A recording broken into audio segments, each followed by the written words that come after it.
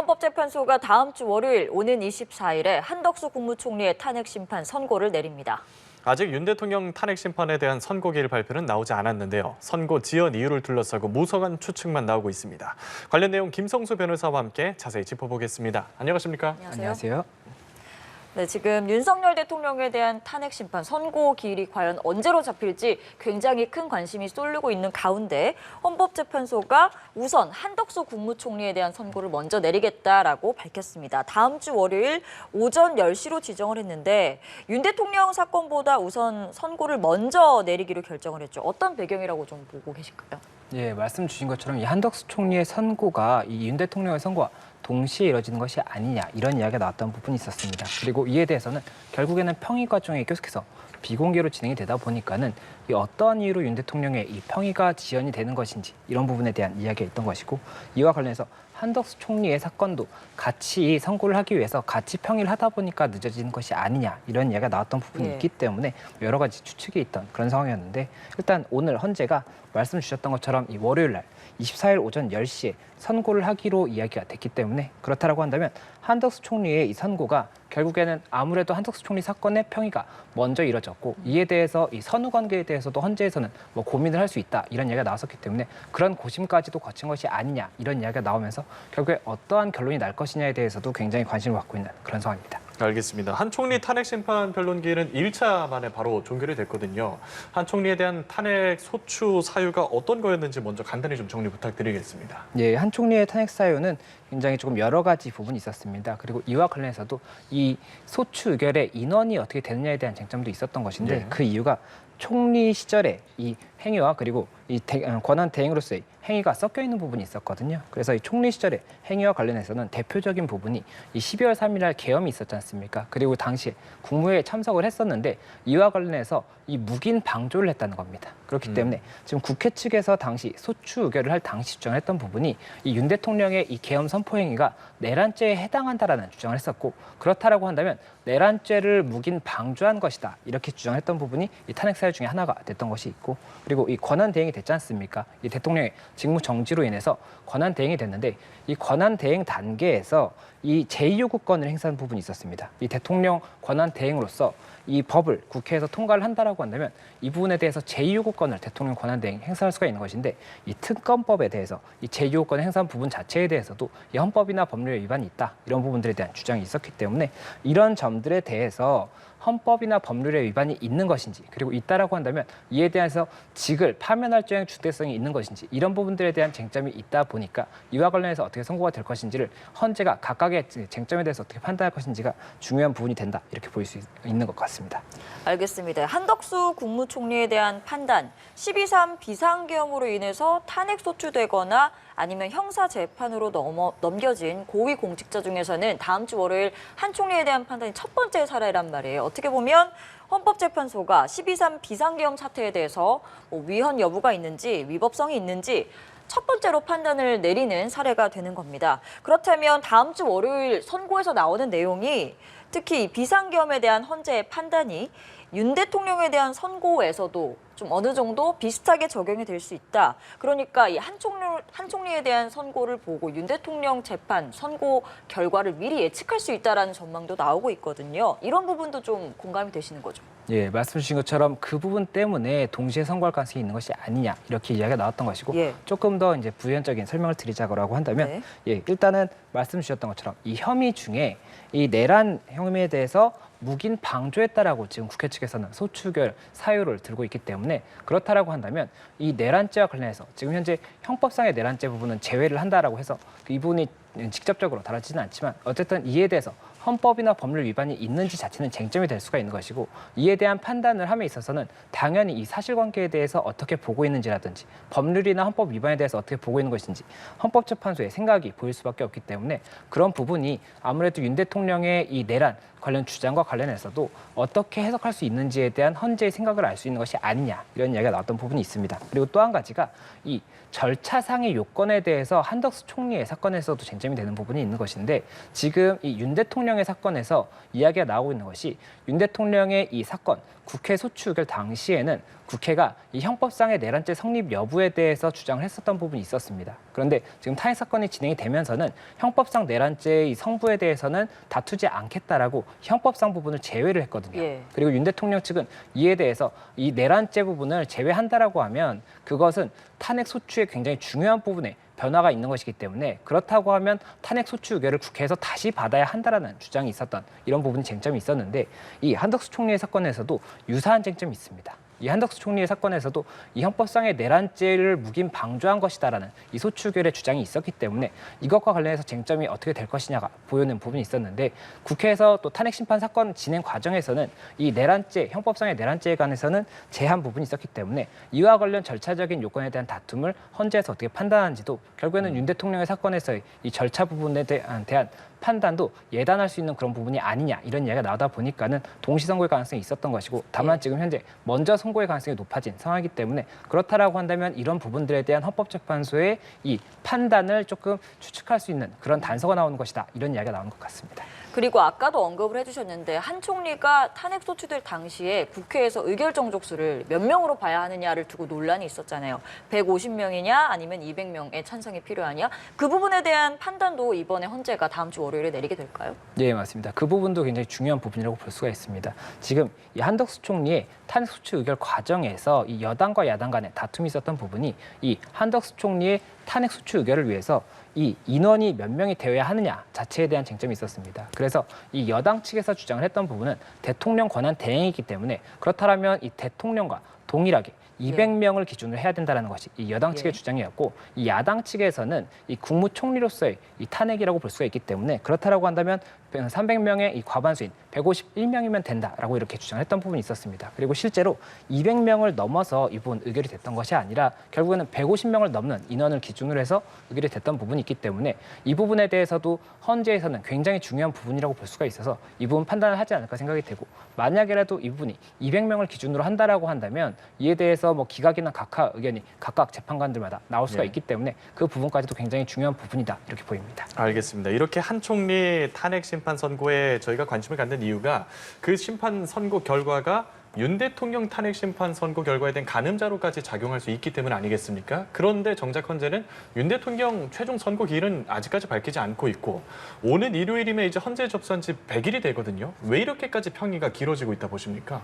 네, 아무래도 뭐 여러 가지 추측이 가능한 부분인 것 같습니다. 다만 이 추측이 결국에는 어떠한 근거가 명확하게 있는 것은 아니고 저희가 이런 간접적인 사실관계를 기준으로 판단을 해야 될 것으로 보이는데 제가 예상하는 부분은 일단은 헌재가 18일까지는 헌재의 이 여러 가지 절차를 다 비워뒀었습니다. 그렇다 보니까 제가 이제 개인적으로 예상했던 부분은 18일 전까지 평의에 집중을 하려고 하나 보다 이렇게 판단을 했었던 부분이었는데 그 과정에서 18일 전에 결국에는 선고가 나오지 않았죠. 그리고 오히려 이 최재형 감사원장이라든지 이 검사들에 대한 탄핵의 선고가 있었습니다. 탄핵 심판 사건 관련 선고가 있었습니다. 그리고 지금 현재는 이제 한덕수 총리의 선고까지도 먼저 진행이 된다라는 거지 않습니까? 그렇다 보니 이 헌재에서 만약이라도 제가 예상했던 것처럼 18일 전에 아무래도 평의를 집중을 하고 최대한 이 판결을 빨리 진행하려고 하는 그런 부분이 있었다라고 한다면 그것이 예상보다 평의가 길어졌던 것이 아닌가 이렇게 예상이 되는 부분이 있고 또 저희가 여러 가지로 추측을 했던 근거 중에 하나가 이 과거에 이 박근혜 전 대통령이라든지 이 노무현 전 대통령 사례 같은 경우에 이 종결 이후에 11일, 14일 정도의 기간 이후에 선고가 됐었기 때문에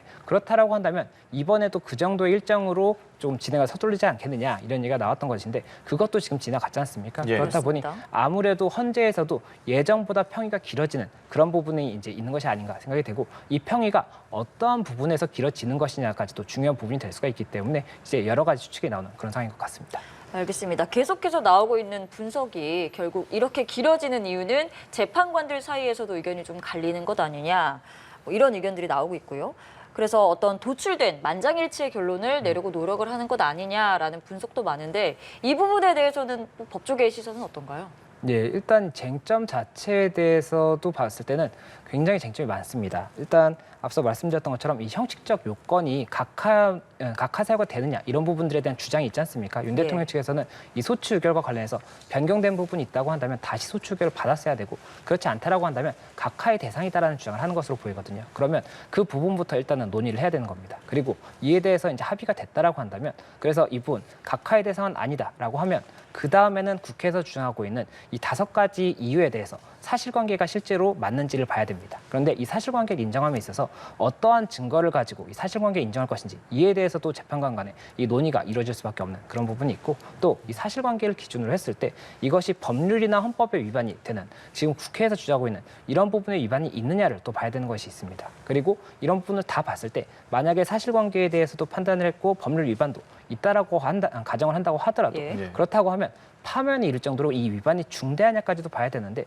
여기서도 또 의견이 나뉠 수가 있기 때문에 이런 것들이 다 굉장히 여러 가지 쟁점이 되기 때문에 평의가 길어지는 것이 아니냐 이런 이야기가 나오는 것으로 보이고 그리고 이와 관련해서 일단 만장일치를 하기 위한 그런 부분이다 이런 이야기도 나오는 것이 지금 최근에 이 사건들의 선고를 보면 이 결론 자체는 만장일치였습니다. 다만 별개 의견이 기재되는 경우는 있었죠. 그렇다 보니까 이 별개 의견의 기재가 있다고 하더라도 이 결론 주문 자체는 만장일치를 하려는 것이 아니냐 그런 부분에 대한 이야기가 나오는 것이고 그 근거가 이 아무래도 선고 자체가 굉장히 파급이 클 것이고 이것이 만약이라도 이 주문 자체에 있어서도 뭐 그 의견이 반대되는 의견이 있다라고 한다면 그것 자체에 대해서도 이제 굉장히 여러 가지 의견이 나올 수가 있지 않습니까? 인용이나 뭐 기각이나 그 부분에 대해서 이 각각의 반대가 나올 수가 있는 거지 않습니까? 이 법정 의견에 대해서 그렇다 보니 그런 부분까지도 만장일치의 이 노력을 하고 있는 것이 아니냐 이런 이야기가 나오다 보니까는 일단 여러 가지 정말 추측이 나오는 그런 상황인 것 같습니다. 알겠습니다. 재판관들 사이에 만약에 이견이 있는 게 맞다면 이런 이유도 이견 사유가 되지 않겠나 하는 분석이 있는데요.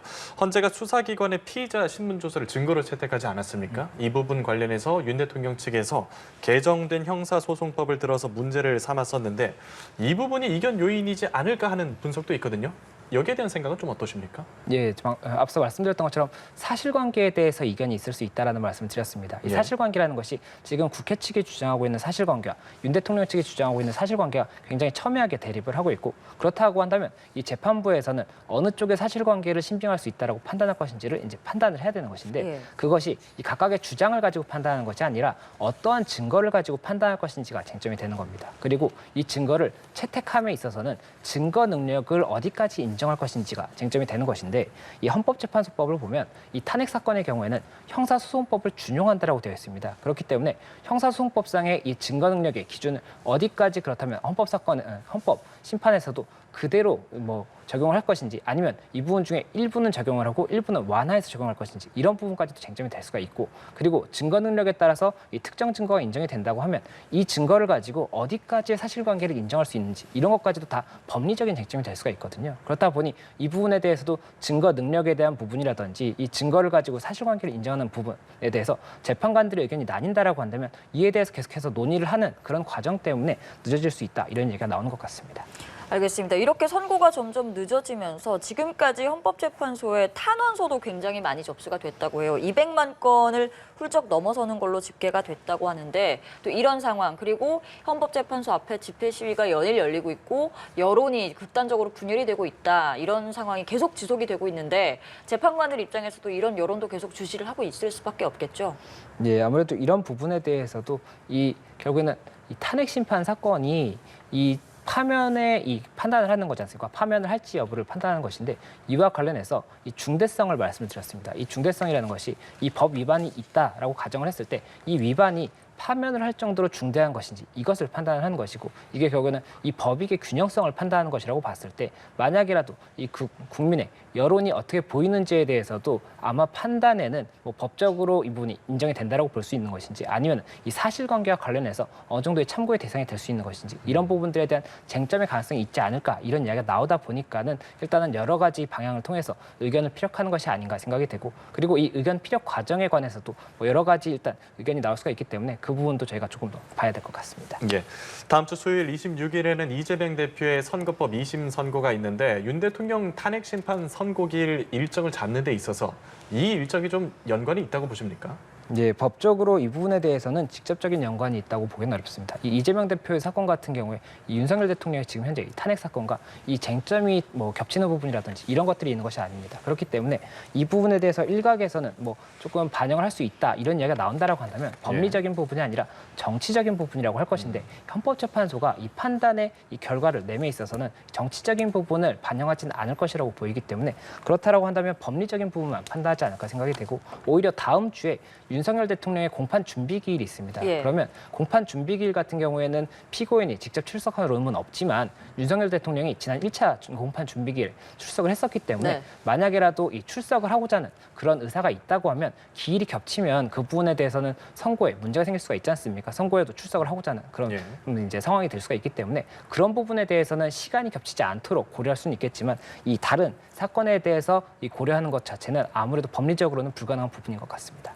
알겠습니다. 사실상 이번 주에 윤 대통령에 대한 선고가 내려지기는 어려워진 상황인 것 같거든요. 그럼 결국 다음 주에 선고가 있을 것이다.